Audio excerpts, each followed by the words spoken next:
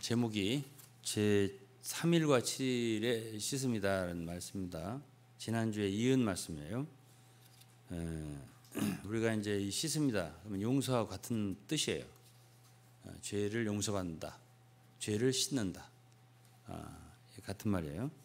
그런데 이제 오늘 우리 성도님들께서 좀 아셨으면 좋을 것은 성경 전체를 읽어볼 때에 씻음할 때 용서, 한 종류의 용서만 있는 게 아니에요. 그러니까 적어도 세 종류의 용서를 아셔야 성경에서 말하는 용서를 다 알 수 있어요.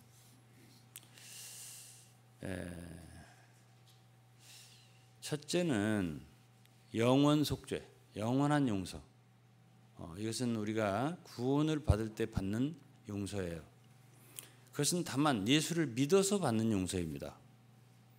좀 더 설명을 자세하게 할 거예요.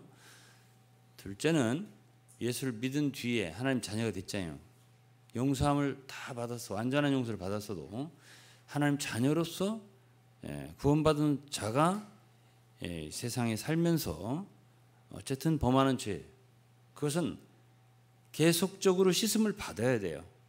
이거는 살면서 죄를 범하는 사람, 그 죄는 그리스도를 말하는 거예요. 씻어야 돼요. 근데 지난주에 얘기를 좀 자세하게 했습니다.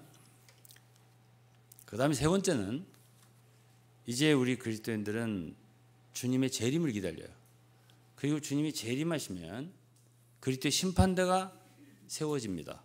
그래서 신자들이, 불신자들이 심판받는 건 이제 백보자 심판에 받고, 신자들이 먼저 주님 재림 시에 공중에서 들림 받죠.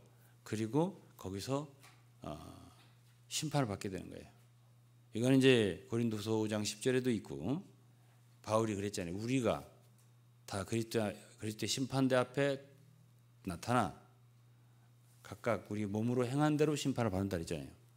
그리고 로마서 14장에도 여러분 자세히 읽어보면 형제를 비판하고 멸시하고 업신여기고 이런 사람들 다 각자가 각기 하나님 앞에 직고하리라. 심판대가 세워지는 거예요. 그래서 믿는 사람들이 심판이 있다는 걸 아셔야 돼요. 그래서 그 심판이 말하자면 첫째, 영원 속죄가 있어요. 둘째는 우리가 살면서 항상 씻지 않으면 안 돼요. 그러면 주님과의 교제가 막혀버려요. 세 번째는 주님이 재림했을 때 심판대에서 용서를 해주는 사람이 있어요. 심판대의 용서, 왕국에서의 용서, 씻음, 세 가지를 하셔야 돼요. 오늘은 지난주에 말했잖아요.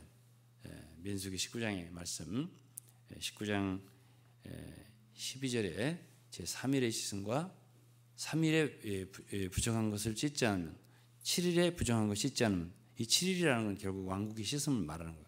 3일이라는 건 부활의 날이고, 예수 그리스도의 부활로 우리가 거듭나기 때문에 부활의 생활, 오늘날 우리의 삶에서 짓는 죄, 그 부정함은 붉은 암송아지의 죄로 씻어야 된다. 지난주에 말했어요.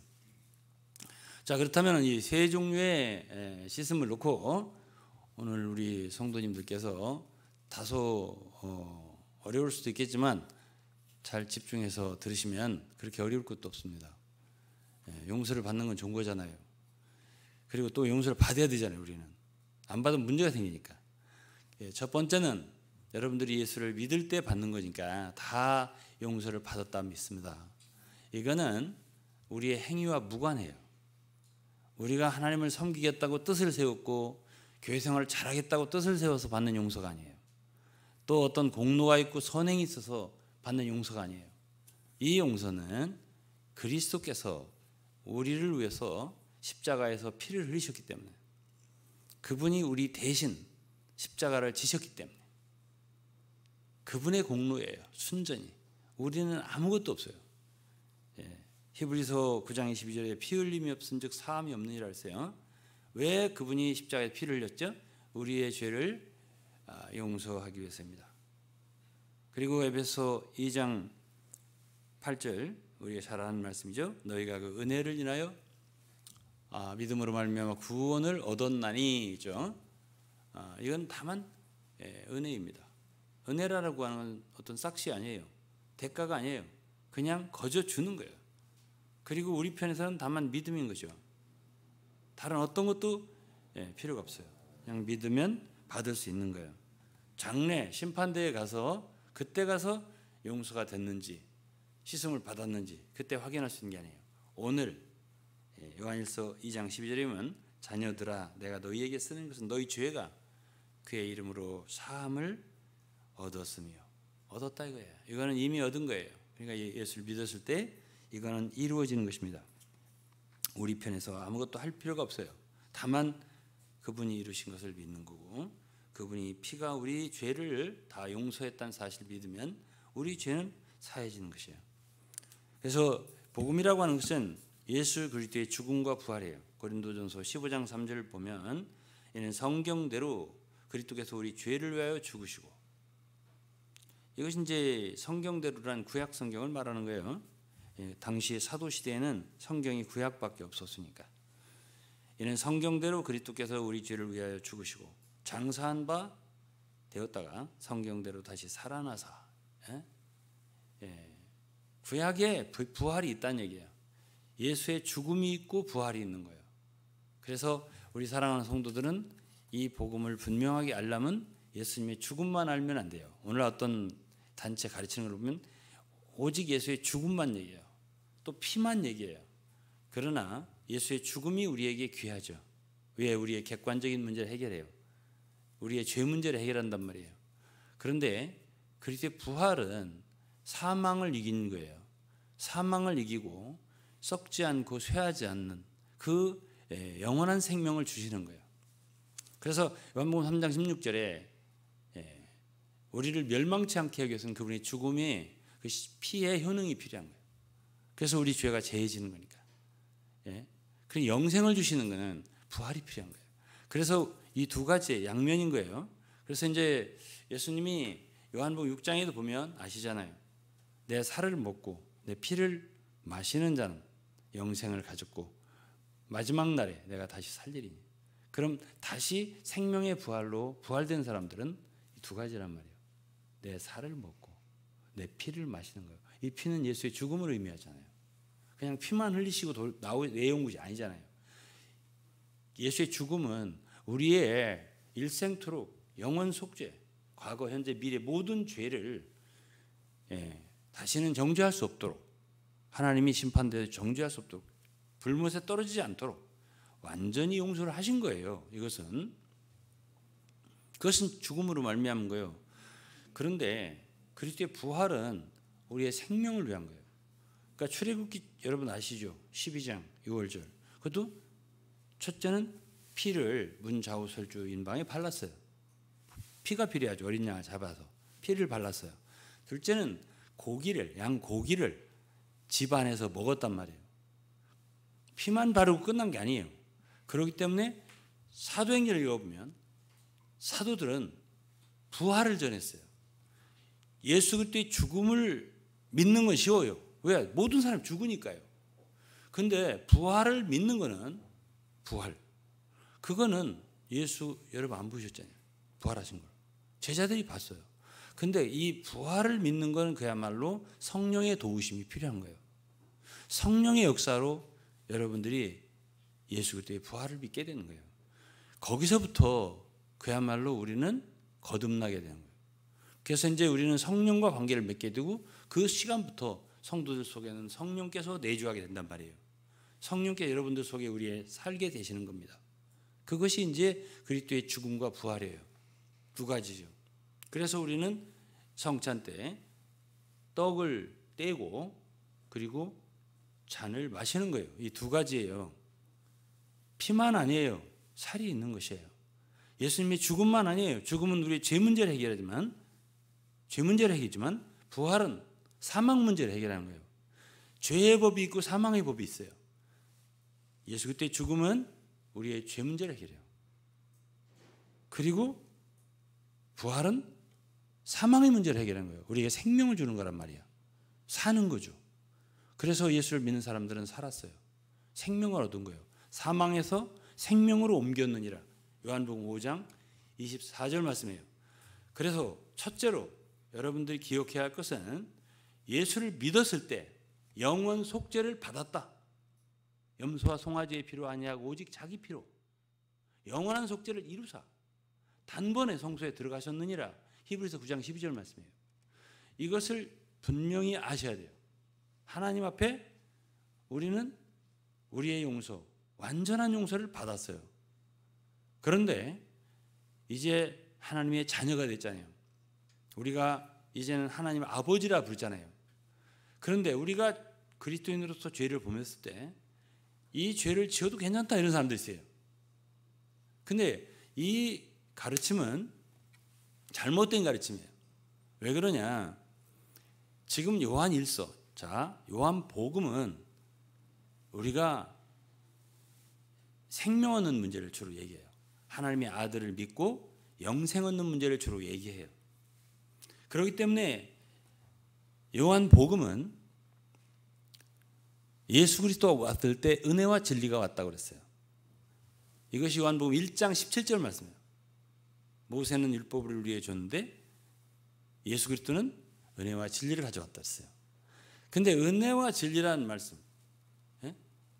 그 은혜와 진리는 누구로부터 왔죠? 하나님으로부터요. 그럼 하나님 마음속에 뭐가 있겠어요? 요한 서신에 보면 사랑과 빛이 있어요. 사랑이 우리에게 주어질 때는 은혜요. 빛이 우리에게 주어질 때는 진리예요. 그런데 그것을 예수 그리스도가 오셔서 우리에게 주신 게 은혜와 진리예요. 그럴 때 우리는 영원한 생명을 얻고 구원받는 사람이 되는 거예요. 은혜를 받았으니까. 그런데 우리에게 주셨고, 하나님 우리에게 은혜와 진리 주셨고, 우리를 데리고 어디로 가겠어요? 하나님 안으로, 하나님의 마음 안으로 데리고 들어가는 것이 바로 교제예요. 사귐. 요한 1서에서 얘기하는 거예요. 그걸 교통이라고 하는 거예요. 그래서 하나님과의 교제를 이룰 수 있도록 우리를 구원한 건데, 여기까지 이해하시겠어요? 그런데 성도들이 이제 자녀가 됐어요. 하나님 교제 안에 인도돼서 우리는 하나님의 사랑을 알고, 그리고 빛을 알고 빛 가운데 생활할 수 있어야 돼요. 이게 요한 서신이란 말이에요. 그건 뭐야? 바로 죄인이었던 우리가 그리스도를 통하여 은혜와 진리를 얻어서 우리가 아버지 품으로 가는 거예요. 교제하러. 형제들아, 예수의 피를 힘입어서 우리가 담대히 지성소에 들어가자. 이게 히브리서에 있는 말씀입니다. 그렇죠? 우리가 아버지께로 인도되는 거예요. 예수를 믿고 구원을 받고. 그래서 교제가 시작되는 거예요. 이걸 사귐이라고, 헬라어로 코이노니아, 영어로 펠로십 그래요. 교제가 시작되는데, 그래야 우리가 이 세상에 살면서 그리스도의 사랑을 느끼고 능력을 갖고 참 생명, 부활, 이것을 누릴 수 있는 거예요. 기쁨을 누릴 수 있는 거예요. 교통인데, 요한 서신을 읽어보면 죄를 지면 막힘이 생기는 거예요. 어디에서? 교제에서. 아버지와의 교제에서 막힘이 생기는 거예요. 그래서 문제가 되는 거예요. 그래서 이 시스템을 얘기한 게 지난주예요. 이거는 우리가 영원한 불못에 가는, 심판받고 불못에 가는 그 죄 문제가 아니에요. 이거는 아버지와 자녀 사이에, 가정재판이에요. 가정에서의 아버지가 자식을 용서하는 용서란 말이에요. 그 죄를 씻지 않으면 어떤 문제가 되는데? 막힘이 있단 말이에요. 제가 지난주에 말했어요. 뭐에? 교제해. 하나님과 교제해. 그러면 막혀도 괜찮다. 여러분, 그리스도인으로 가장 고통스러운 게 뭔데? 기도가 안 막히는 거예요. 하나님과의 빛 가운데서 교제가 막히는 거예요. 가장 힘든 게 바로 이 점이에요. 주님과 항상 막힘없는 교제가 이루어져야만이, 그래야 우리는 참 감사함이 넘치고 기쁨이 넘치고 참 얼굴도 빛나고 마음도 기쁘고 이렇게 살 수 있는 거예요. 그 힘으로 사는 거예요. 이거에 막히는 거예요. 이게 막히기 때문에 이 시스템 또한 너무 중요한 거예요. 중요하지 않나요? 중요하죠. 그런데 이걸 안 가르치는 사람들이 있어요. 이 말하자면 구원받은 후에 자녀들이 아버지 앞에 씻어야 되고, 그러기 위해서 예수 그리스도는 우리의 대언자가 되셔서 변호사처럼 우리를 위해서 항상 이렇게 대언해 주니까, 여러분 우리가 때로 어두워지고 뭔가 막혔다고 느껴지고 또 죄를 진 것 같다는 생각이 들고 이럴 때 불안하지 않아요? 불안해요. 엄청 불안해요.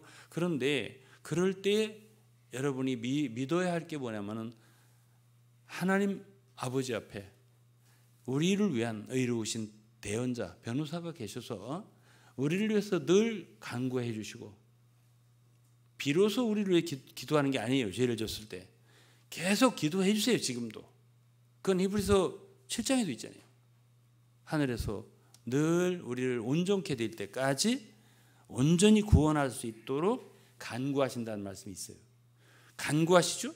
그리고 요한일서 2장 1절에는 우리의 대언자라고 그랬어요. 그것이 바로 변호사라는 뜻이에요. 영어로 변호사는 아토니 그래요. 아토니, 애드보케이트 이렇게 말할 수 있죠. 그런 변호사가 되셨단 말이에요. 그 우리를 위해서 아버지께 간구를 하신단 말이에요. 그리고 대언을 해준단 말이에요. 그게 굉장히 우리에게 힘이 되죠. 그렇게 해주시는구나. 그러면 내가 정말 자백할 수 있네. 여러분 변호사 없이 재판하기 힘들다고 그러더라고요. 변호사가 있으면 도와주잖아요. 도와주잖아요. 재판장한테. 그러니까 우리를 도와주는 분이 계시다니까. 그러니까 굉장히 힘이 되죠. 우리는 때로 실수해요. 지금도 실수해요 우리가. 그러나 조금 도움이 되고 안심이 드는 것은 여러분과 우리를 위한 정말 변호사, 훌륭한 변호사, 의로우신 변호사가 우리의 모든 죄를 다 해결하는 제물이 되셔서, 화목제물 되셔서 온 세상 사람들의 죄를 대속해 놓으시고 우리를 위해 대언하시는 분이 계시니까 참 담대하게 아버지 저 용서해 주세요 라고 자백하면 요한일서 1장 9절에 하나님 미쁘시고 이루셔서 우리 죄를 사해 주신다 했잖아요. 모든 불의에서 우리를 깨끗게 해주신다라고 했습니다. 그럼 이제 아버지와의 교제가 회복되는 거예요. 다시 우리가 빛 가운데로, 그분의 생명 가운데로, 교제 가운데로 인도돼서 여전히 다시 하나님과의 사랑을 누릴 수 있는 거고, 교제를 누릴 수 있고, 그럼으로써 우리가 더 많은 은혜를 얻고 또 생명도 성장할 수 있고 영적 생명이 자라는 거예요. 이렇게 되는 것이 이것이 두 번째의 시스입니다. 이것이 이제 3일의 시스미라고 말할 수 있어요. 사실 시편 51편 여러분들 다윗이 범죄한 뒤에 그 회개하는 시가 그거예요. 그때 다윗은 정말 하나님 앞에서 쫓아내지 말아달라 이런 말도 하고, 자기에게 구원의 즐거움을 회복해달라 이렇게 절규하는 게 있잖아요. 왜 그랬어요? 죄를 범하고 나서 그 즐거움을 잃은 거예요. 하나님 앞에. 그리고서 이제 그는 철저히 자백을 하고 용서를 받았잖아요.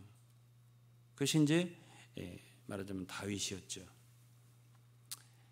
그래서 우리 성도들은 정직하게 우리가 참 범죄하였다 할 때 하나님께 죄를 시인하고 자백해서 용서를 받을 필요가 있습니다.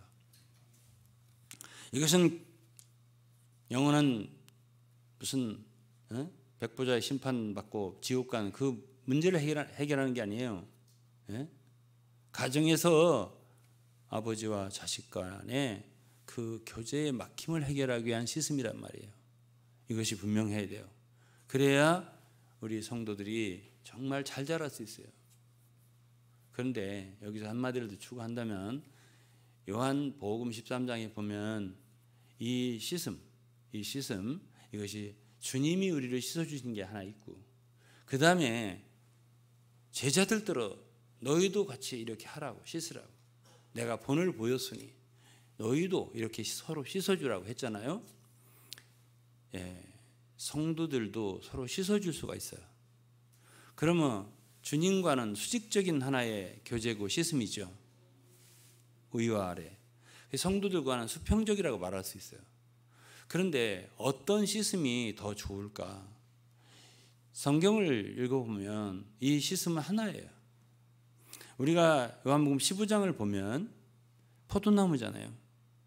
다 그리스도에게 붙어있기 때문에 여러분 서로 씻는 거는 그것이 바로 성령의 교통이에요. 우리가 성령 없이 교통하면 그건 소용없어요. 안 씻어져요. 그래서 성령 안에 정말 진실한 교통, 참된 마음의 교제 하면 씻음이 있는 거예요. 그래서 우리 성도들끼리는 정말 다른 잡담하지 말고 한담하지 말고 딴 얘기하지 말고 정말 주 안에서 참된 교제를 할 수 있다면 우리는 씻음을 경험하게 돼요. 우리가 아가서 5장을 읽어보면 그 정말 주님을 사랑하는 술람이라는 여인이 정말 얼마나 훌륭해요. 너 하나밖에 없다고 할 정도로 그렇게 온전한 사람이에요. 그런데 그 여인이 주님을 사랑하다가 어떻게 병이 났어요. 주님 잊어버린 것 같아요. 안 계신 것 같아요. 그럴 때 자기만 못한 사람들, 예루살렘 여자들 표현되어 있습니다.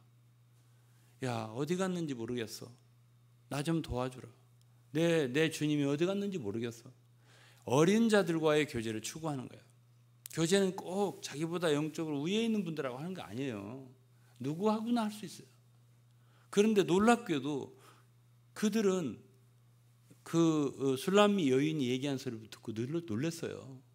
왜 놀랬죠? 아니 얼마나 귀한 분이길래 그렇게 사랑하냐고. 그 몇 마디를 듣고서 자기들은 그 정도가 아니라고. 그런데 그 여인이 내가 사랑하는 분 하고서 얘기를 쭉 한 거예요. 이분은 이렇게 정말 만인에게 뛰어난 이런 분인데 이렇고 머리털은 이렇고 막 쭉 얘기했는데 그런데 그런 가운데서 회복이 됐어요. 그래서 말하는 가운데서 교제하는 가운데서 회복이 됐어요. 그러니까 성도들과의 교제라고 하는 것은 정말 우리에게 놀라운 공급을 가져다주고 씻음을 가져다주고 정말 회복을 가져다주는 것이 있어요. 그래서 여러분 성도가 필요합니다. 나 혼자만 기도하고 열심히 하고 막 한다고 해서 될 것 같지만은 제가 경험하는 바에 의하면 우리의 정말 옆에 있는 성도들이 우리에게 얼마나 큰 구원이 되고 기쁨이 되는지 몰라요. 힘이 되는지. 그래서 서로 씻을 수 있다. 그래서 어떤 것을 많이 하는 게 좋냐?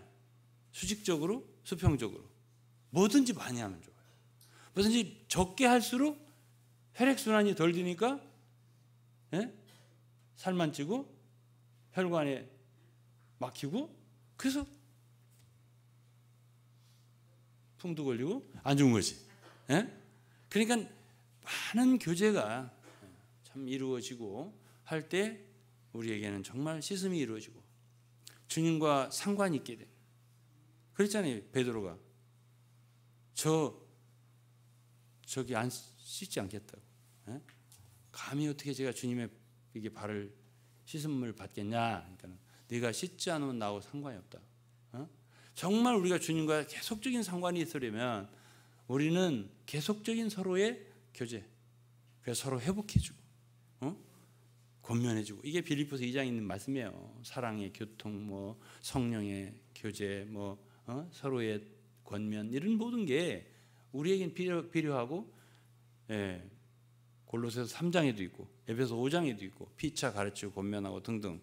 우리 교회라고 하는 것은 서로의 지체가 우리의 괴로운 대상이 아니라 우리에게는 엄청 도움이 되는 대상이에요. 우리가 없으면 안 되네요. 주님이 우리를 살릴 수 있고요. 지체들이 우리를 살릴 수가 있는 거예요. 얼마나 귀한 존재인데. 그다음에 이제 마지막으로 이제 왕국의 씻음을 보겠습니다. 이제 주님이 다시 오실 때 심판대가 있다 그랬잖아요. 어떤 사람들은 주님이 다시 오셔서 이루어질 왕국에 대해서 전혀 가르치질 않아요. 아직 개념조차 없어요. 그러나 디모데후서 4장 1절만 보더라도 바울은 디모데에게 말했어요. 하나님 앞과 산자와 죽은 자를 심판하실. 아니 심판하지 않는다면, 이게 이방인들만, 불신자들만 심판한다면 바울이 디모데한테 이런 소리를 왜 해요? 하나님 앞과 산자와 죽은 자를 심판하실 그리스도 예수 앞에서 그의 나타나실 것과 재림하신다는 얘기 아니에요? 나타나실 것과 그의 나라를 두고, 이 나라라는 말이 좀 애매해요. 사실은 킹덤이에요. 왕국.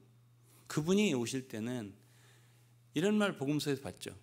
그분은 왕위를 받으려고 먼 나라에 갔다가 문화를 준 사람들을 모아갖고 장사한 걸 보고 열 문화를 남겼습니다. 10고를 다스리라. 그분이 왕이에요. 왕 중의 왕이고 모든 장사를 잘해서 남긴 신실하고 충성된 일꾼들은, 종들은 함께 다스리는 거예요. 10고를 다스려라, 5고를 다스려라 이렇게 하잖아요. 그리고 왕노릇 한다는 말이 성경에 많잖아요. 이기는 자 왕노릇 한다 이런 말이 많지 않습니까? 그러한 말하자면 심판이 어디서 벌어져요?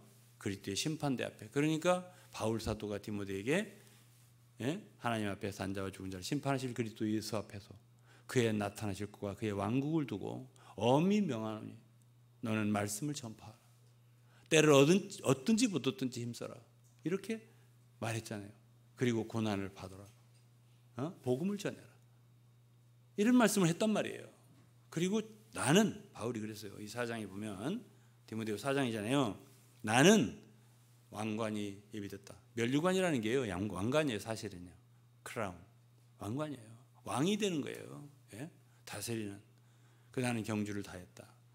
달려갈 길을 다 달렸다. 믿음의 선한 싸움을 다 싸웠다. 내가 믿음을 지켰다. 이제는 의로운 재판장이 나에게 주실 거다. 왕관 주실 거다. 이렇게 표현했습니다. 그러나 나만이 아니다. 그분의 나타나심을 사모하는 모든 자에게 주실 거다. 이렇게 말했단 말이에요. 아시죠? 그러면 아니 주님이 다시 오실 때 왕국이 있는데, 왕노릇하는 게 있는데 이걸 안 가르치면 어떻게 하겠다는 거예요. 우리의 신앙의 모든 목표가 여기 있고 바울 사도는 이걸 계속 얘기했어요. 나는 표대를 놓고 전진한다. 달린다. 나는 위에서 부르신 부름에 상을 위해 달린다.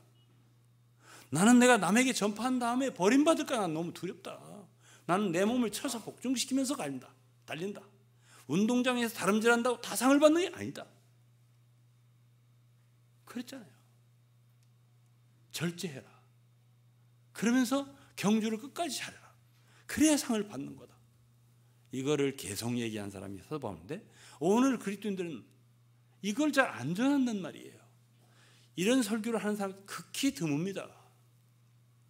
그러나 성경에는 분명히 있단 말이에요. 한두 군데가 아니에요. 너무 많은 곳에 이 왕국을 놓고서 말씀을 하셨단 말이에요. 그럼 이제 오늘 이제 읽은 본문 마태복음 18장, 오늘 세 번째 7째 날 씻음, 왕국의 씻음, 왕국의 용서를 두고 오늘은 중점을 두는 거예요. 23절부터 얘기합니다. 이러므로 천국은 종들과 회개하던 임금과 같으니 회개할 때에 1만 달란트 빚진 자 하나를 드리고. 1만 달란트는요, 오늘날 돈으로 따지면 7조가 이렇게 된다 이렇게 말하는데, 그 돈은 이 사람들이 자식이고 처고 다 팔아도 못 갚아요. 그래서 그냥 간구하길래 탕감해줬다 이렇게 이 임금이. 그러니까 아주 감사하게 해가지고 오다가 이 사람이 자기한테 빚진 사람 100데나리온, 그거는 우리 돈으로 한 1,000만 원 정도, 이 정도예요. 돈 갚아? 안 갚아? 그래서 목을 잡고 이제 소위 말하면 멱살을 잡고 안 놔주는 거예요. 그냥 빌어도 안 놔주는 거예요. 그래갖고 옥에 가두더라는 거지. 그런데 이제 그 동관들이 1만 달란트를 탕감을 받았잖아요. 이제 영원한 속죄를 받은 거야, 이게. 우리가 하나님 앞에 용서를 받은 건 도저히 갚을 수 없는 죄를 1,000만 번 죽어도 쌀 죄를 용서를 받은 게 우리예요. 근데 형제들이 우리에게 아무리 잘못해도 그거는 100데나리온밖에 안 된다는 얘기죠. 그건 네가 용서받은 거에 비교할 수가 없는 작은 거다는 거죠. 아무리 너한테 잘못했어도. 그런데 그거를 안 갚는다고 오해를 안 풀고, 혐의를 안 풀고, 원한을 안 풀고, 미움을 안 풀고 내가 용서할 수가 없어. 도저히. 이제 이렇게 하는 거 아니겠어요? 이 문제가 상당히 심각하다는 거예요. 언제? 주님이 재림하셨을 때. 재림하셨을 때. 그러니까 이제 민망해가지고 동거한데 옆에 있는 사람들이 주인한테 다 그 얘기하니까 주인이 쟤를 불러가지고 악한 종아, 예? 심판대에서 게으르고 악한 종아 이런 말도 있죠. 예? 여기도 악한 종아. 내가 빌기에 내가 빚을 다 내가 탕감해 줬더니 내가 너를 불쌍히 여긴 것처럼 너도 네 동거를 불쌍히 여기는 게 마땅치 않더냐? 예? 불쌍히 여기는 게 필요해요. 오늘날 우리가 불쌍히 여기는 필요해요. 그리고 주인이 그 빚을 다 갚게 저를 옥조들에게 붙이더라. 용서 안 한다는 거 아니야? 다 갚아 하고서 옥조들에 붙이더라. 언제 이런 일이 일어나게? 언제 이런 일이 일어나게? 35절 너희가 각각 중심으로 형제를 용서하지 아니하면 내 천부께서도 너희에게 이와 같이 하시리라. 여러분, 주님이 장래 심판대에 오셔서 어떤 사람들은 용서를 많이 받을 거예요. 잘못한 게 처리되지 않고 그냥 그때 간 죄들도 많이 있을 수가 있어요. 어떻게 다 알아? 우리가 죄를 졌는데 죄 진 거 안 같은데? 근데 그거 죄로 남아있을 수 있잖아요. 다 못 씻고. 그럴 수 있어요. 난 그럴 수 있을 수 있다고 생각해. 근데 이제 어쨌든 주님이 다시 오시면 그 종들과 다 회개를 하잖아요. 마태복음 25년 달란트는 얼마나 충성되게 일을 했고 남겼고 이것을 이제 말하자면 회개하는 거고, 지금 마태복음 18장에서 회개하는 거는 뭘 회개하는 거냐면 네가 얼마나 형제들을 용서했냐 이걸 놓고 회개하는 거예요. 그럼 어떻게 하게? 신실하게 장사를 해서 달란트를 많이 남긴 사람들은 이제 주님이 어떤 상급을 주겠죠. 그거에 대한. 근데 용서한 거는, 우리가 형제들을 용서한 거는 내가 너를 말하자면 네가 용서한 대로 용서하겠다는 뜻이에요. 이것이.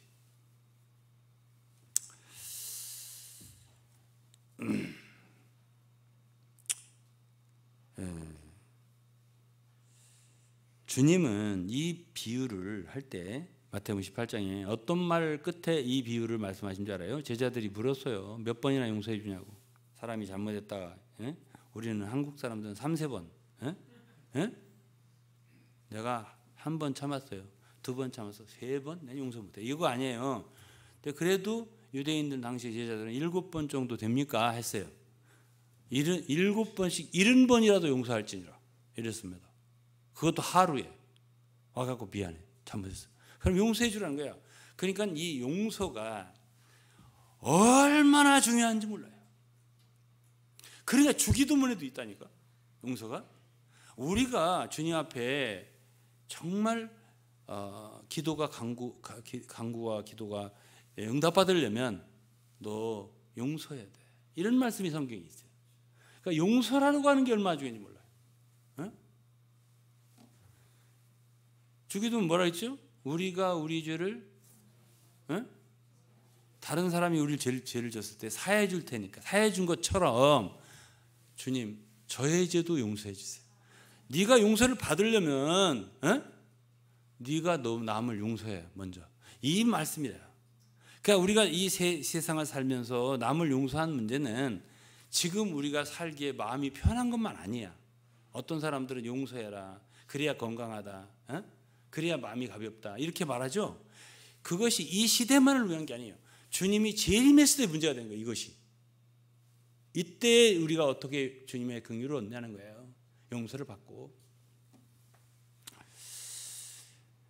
이제 한두 구절 더 볼 거예요. 야고보서 2장 13절은 긍휼을 행하지 않는 자는 긍휼 없는 심판이 있으리라. 이 심판할 때 일어난 일인데, 주님이 장래에 오셔서 우리를 심판할 때, 심판대에서 성도 심판할 때 긍휼히 여기는 사람이 있다 이거예요.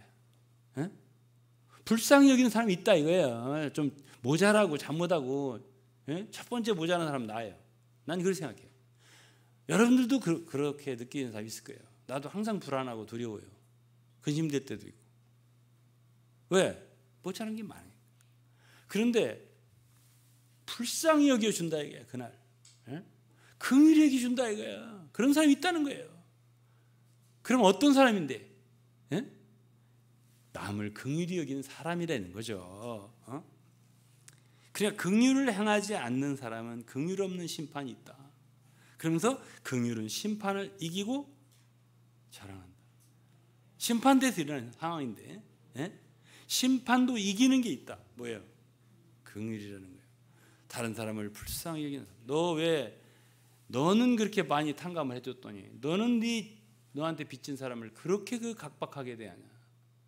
불쌍히 여기는 게 마땅치 않냐? 이렇게 주님이 말씀하세요.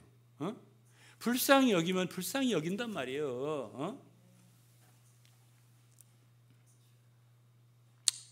마태복음 7장 1절 하나 더 읽겠습니다. 비판을 받지 않으려거든 비판하지 말라. 너희의 비판하는 그 비판으로 너희가 비판을 받을 것이요.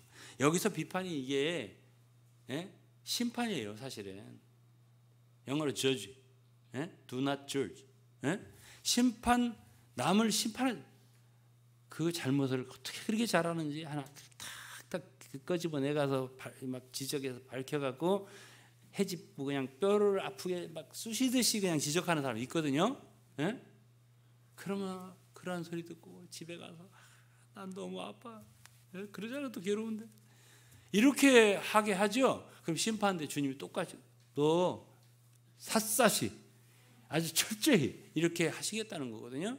그러니까 우리가 이 시대에 크리스천 생활을 어떻게 하냐는 어디에서 문제가 되냐면 주님이 재림했을 때 심판돼서 거기서 문제가 되는 거예요. 그날 이제 심판대에서 어떤 사람이 상을 받고 왕노릇 하냐? 이 시대에 형제들 간에 서로 비판하고 서로 원망하고 미워하고 이런 사람 있잖아요. 절대 왕노릇 할 수가 없어요. 왜? 그 나라는 의가 있고 평화가 있는 나라고 사랑만 있는 나라예요. 그런 사람들이 서로 이 국을 왕하고 저 국을 왕하고 싸우는 사람끼리 절대 안 시켜요. 여당에서 한 사람 시키고 야당에서 이거 없어요. 천국은. 그가 다 뭐냐면 이 시대에 길을 가면서 서로 원망이 있고 혐의가 있고 그러면 예물을 제단에 드리기 전에 그거부터 해결해라. 이게 마태복음 5장의 말씀. 그걸 그대로 가져가 심판대 앞에 가 문제가 생긴다는 거지. 문제가 생겨요. 그러니까 막힌 건 어떻게 하죠? 뚫어야지. 서로 뚫고 원수 맺었어요? 원수 맺고 살아? 그건 해결해야죠. 살아있는 동안 해소해야 돼요. 서로. 누가복음 아니야 마태복음 6장 14절 이랬어요. 너희가 사람의 과실을 용서하면 너희가 사람의 과실을 용서하면 너희 천부께서 너희 과실을 용서하시리라. 너희가 사람의 과실을 용서하면 너희 천부께서 너희 과실을 용서하시리라. 만일 너희가 사람의 과실을 용서하지 않아요. 그러면 너희 아버지께서도 너희 과실을 용서하지 아니하리라. 성경에는 사랑도 많이 얘기하지만 용서도 많이 해요. 왜? 우리 사람은 잘못하니까. 서로 잘못하잖아요. 사랑만 한다면 용서할 일이 안 생기죠. 그러다 보면 우리가 서로 참 오류투성이 인간이다 보니까 서로 생겨요. 그거 어떻게 해야 돼요? 잘못하면 용서해야지. 용서할 마음이 있어야 돼요. 준비되어 있어야 늘. 누가복음 6장 38절입니다. 주라 그리하면 너희에게 줄 것이니고 흔들어 넘치도록 하여 너희에게 안겨주리라. 너희의 헤아린 그 헤아림으로 너희도 헤아림을 도로 받을 것이니. 사람들 비판할 뿐 아니라 헤아리는 거야. 하나. 머리카락 헤아리듯이 하나 짜짜시. 몽골말로 나릿나릿. 그렇게 하면 그때 가서 하나님도 나릿나릿 이렇게 여러분들을 뭐 한다고? 심판한다고요. 그렇게 안 하려면 우리는 형제들을 불쌍히 여기고 관용하고 긍휼히 대하고 이렇게 해야 된다. 이런 가르침을 성경이 우리에게 주고 있네요. 어떻게 하실 건데? 예? 용서한 사람이 되실 것입니까? 예? 예. 그리고 그렇게 우리가 이제 사람들에게 또 주는 것도 그래요. 우리가 주는 것도 이렇게 잘 주시는 분 있는가 하면 아주 각박하고 인색한 사람 있잖아요. 근데 심판대 앞에서 벌어지는 일이 이 시대에도 정말 불쌍히 여기고 주고 그러면 이 시대에만 받는 복이 아니에요. 이 시대에만 받는 게 아니라 그날 심판대 앞에서 하나님이 많이 준 사람 있잖아요. 아주 그냥 흔들어서 넘쳐 흘러. 넘쳐. 막 말이 막 부어주는데 보니까 어떤 형제는 주님 앞에서 막 이 받는데 흘러 넘치게 주는 거예요. 그리고 나는 아무것도 없는 거예요. 왜 없어요? 저는 저 사람 저렇게 넘쳐 흘리게 부어주고 너는 안 줬잖아. 이렇게 된다 이렇게 말씀을 하고 계세요.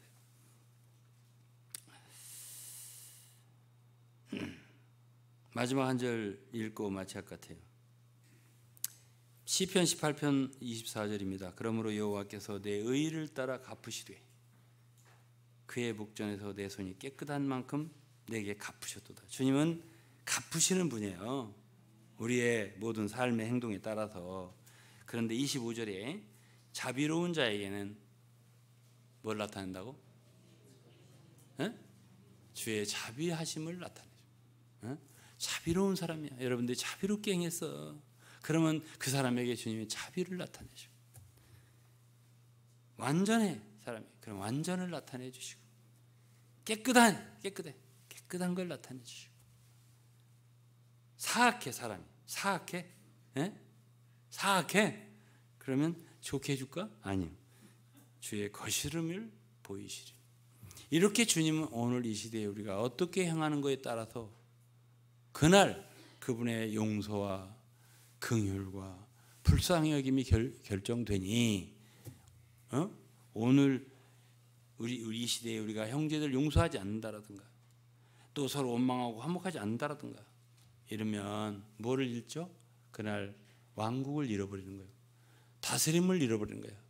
그리고 어쩌면은 다 갚을 때까지 옥졸들에게 붙이거나 바깥 옷을 내어 쫓기거나 슬피 울며 이를 갈거나 갈 이도 없겠지만